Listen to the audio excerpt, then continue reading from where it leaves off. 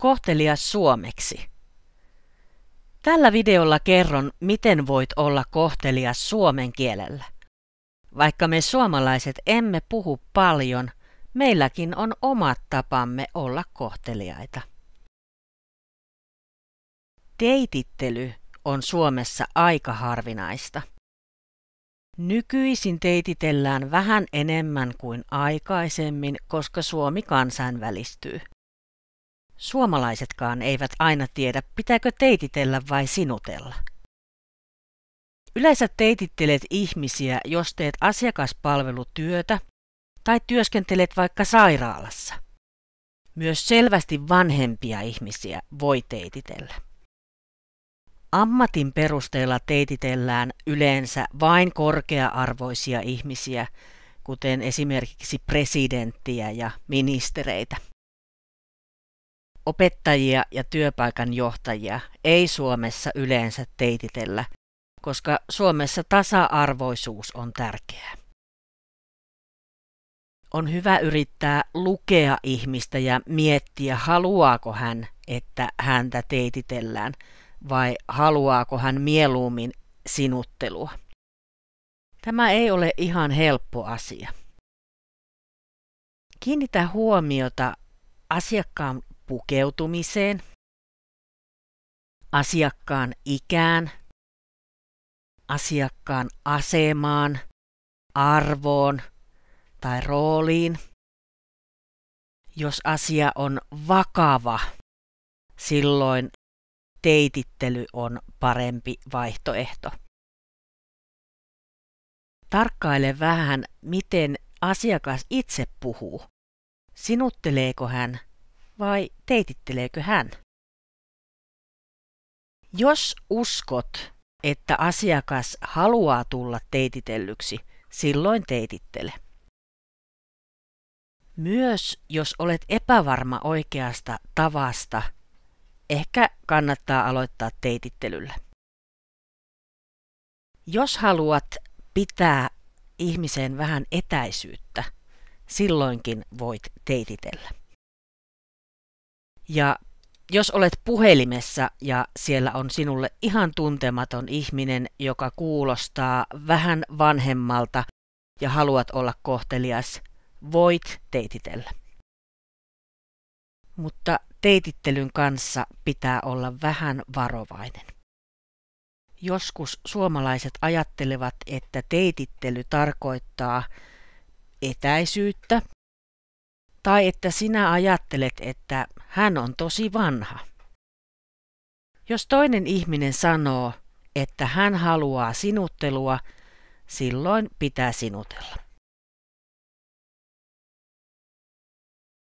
Te-muoto on sama kuin monikon toinen persoona. Et sano sinä tulet, vaan sanot te tulette. Et sano sinä olet, vaan sanot te olette. Et sano sinä menet, vaan te menette. Voit sanoa, sinulla on kaunis mekko, kun haluat sinutella. Teillä on kaunis mekko, kun haluat teititellä. Sinä olet kaunis. Te olette kaunis. Kun teitittelet yhtä ihmistä, käytät perfektin toisessa verbissä yksikkömuotoa. Sinuttelussa sanot, sinä olet tullut oikeaan paikkaan, kun sanot yhdelle ihmiselle. Te olette tullut. Te olette tullut oikeaan paikkaan, sanot myös yhdelle ihmiselle. Mutta jos ihmisiä on 2 tai enemmän, sanot, te olette tulleet oikeaan paikkaan. 1 ihminen, te olette tullut. 2 tai enemmän, te olette tulleet?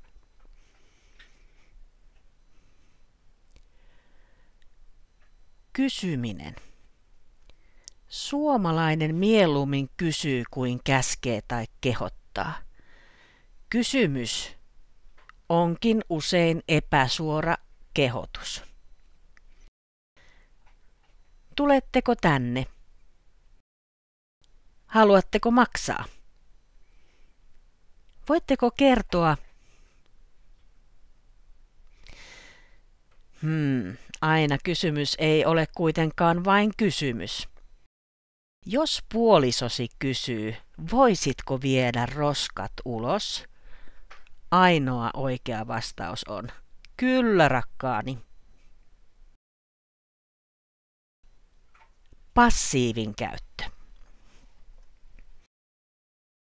Passiivilauseessa ei ole persoonaa. Passiivilla ikään kuin ohitetaan se, kuka tekee tai kenelle sanat osoitetaan, vaikka se yleensä on ihan selvää. Ostokset maksetaan kassalle tarkoittaa, että sinä maksat ostokset kassalle. Sanoja haluaa vain olla kohtelias, eikä sano, että juuri sinun pitää maksaa ostokset kassalle. Hän ottaa välimatkaa ja kertoo, miten yleensä on tapana toimia. Myös nollapersoona tarkoittaa, että puhuja ei kerro, kenen pitäisi tehdä jotain. Mutta selvää on, että hän tarkoittaa juuri sinua. Ostokset voi maksaa kassalle. Tarkoittaa, että hän haluaa, että menet kassalle ja maksat ostokset. Hän vain sanoo asian kohteliaasti ilman persoonaa. Sitten on konditionaali, eli isimuoto. Se on hyvin tavallinen tapa osoittaa kohteliaisuutta. Se yhdistyy usein kysymykseen ja teitittelyyn. Tulisitteko tänne? Haluaisitteko kupin kahvia? Jos hakisin teille lisää kahvia, jos hakisin teille lämpimät sukat, tai vaikkapa jos hakisin teille toisen koon sovitettavaksi. Imperatiivi tarkoittaa käskymuotoa. Esimerkiksi ole, tule, mene, anna, tee. Kun teitittelet, voit sanoa olkaa, tulkaa, menkää, antakaa, tehkää. Asiakkaalle voi sanoa esimerkiksi tulkaa tänne rouva. Tai istukaa tähän, olkaa hyvä. Joskus on sanottava myös kielteinen käsky. Silloin sanot, älkää tulko tänne rouva. Tai älkää istuko tähän, olkaa hyvä. Imperfektilläkin, eli menneen ajan muodolla, voi olla kohtelias. Myös tämä on eräs tapa puhua vähän kauempaa. Voit yhdistää imperfektin kysymykseen ja konditionaaliin eli isimuotoon. Oliko tässä kaikki? Tuliko vielä muuta? Olihan niin, että teille tuli se punainen takki. Suomalainen ei kovin mielellään sano vieraalle ihmiselle, että toisen on pakko tehdä jotain. Hän sanoo mieluummin, että teidän kannattaa tehdä tai teidän olisi hyvä tehdä. Teidän on syytä tehdä. Esimerkiksi teidän kannattaa käydä nostamassa rahaa pankkiautomaatilta ja tulla sitten maksamaan kassalle. Ja tietysti meillä on myös kohteliaita fraaseja. Anteeksi on kaikille tuttu. Kiitos, sekin on tuttu, eikö vaan? ole hyvä, tai olkaa hyvä vastaat, kun annat toiselle ihmiselle jotain, vaikkapa puheenvuoron, tai lahjan, tai kahvia. Suomalaiset eivät kovin usein sano rouva, herra tai neiti. Ehkä näistä eniten on käytössä rouva. Siinä on tietysti pieni riski, että hän onkin neiti.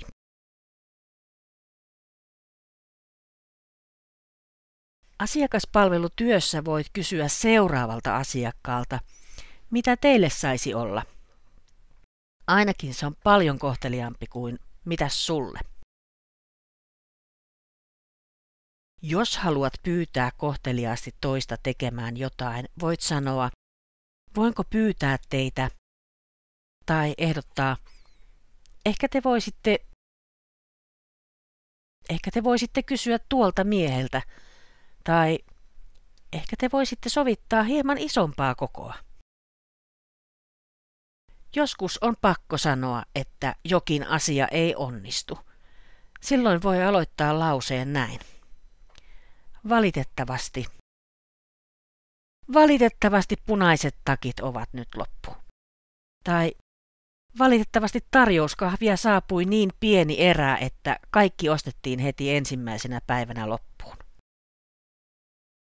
Toinen tapa pahoitella on sanoa, olen pahoillani.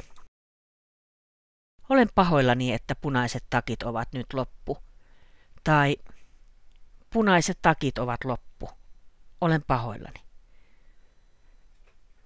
Hei, harjoitellaan. Miten sanoisit, kun kysyt myyjältä kaupassa, onko heillä omenoita?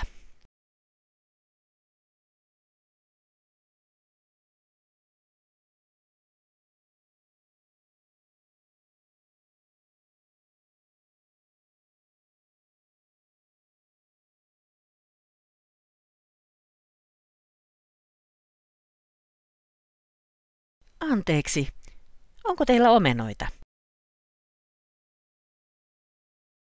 Mitä sanot, kun kysyt vanhalta rouvalta, tarvitseeko hän apua?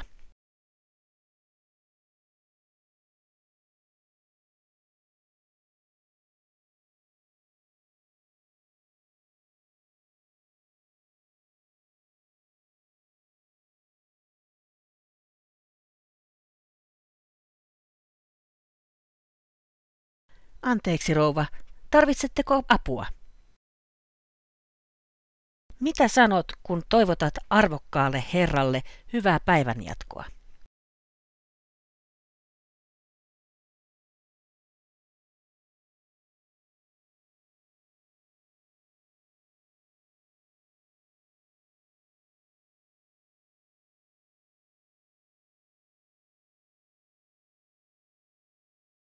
Hyvää päivänjatkoa teille. Entä miten kerrot kohteliaasti, että et tiedä vastausta kysymykseen?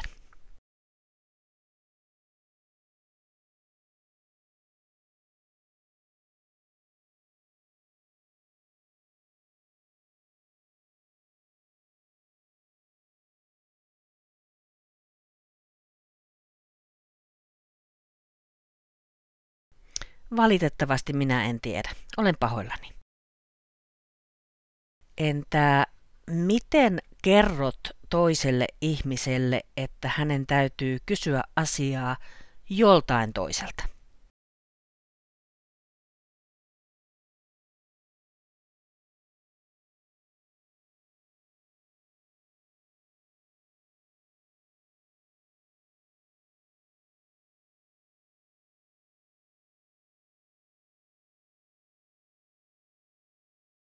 Valitettavasti minä en voi auttaa teitä.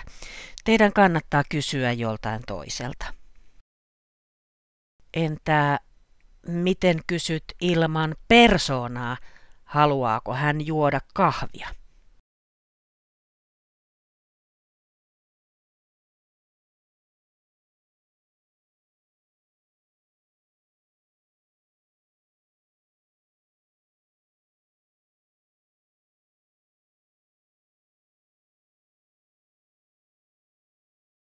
Maistuisiko kahvi? Miten kysyt ilman persoonaa, haluaako asiakas, että pakkaat ostokset pieneen pussiin?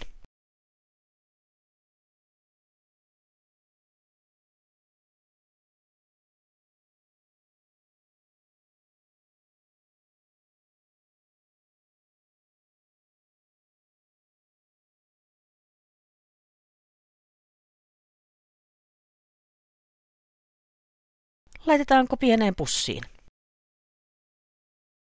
Entä miten kysyt, haluaako hän kuitin?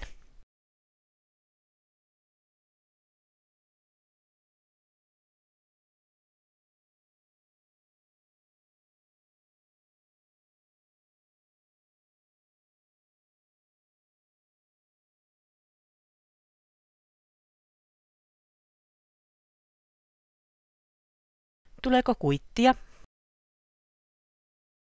Ja miten kysyt asiakkaalta, haluaako hän vielä jotain muuta?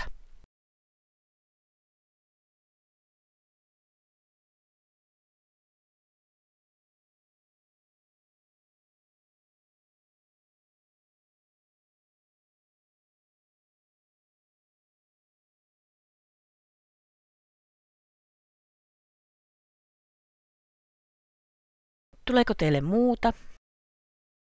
Tuliko muuta? Tai saako olla vielä muuta? Kiitos, että katsoit videon. Hei hei!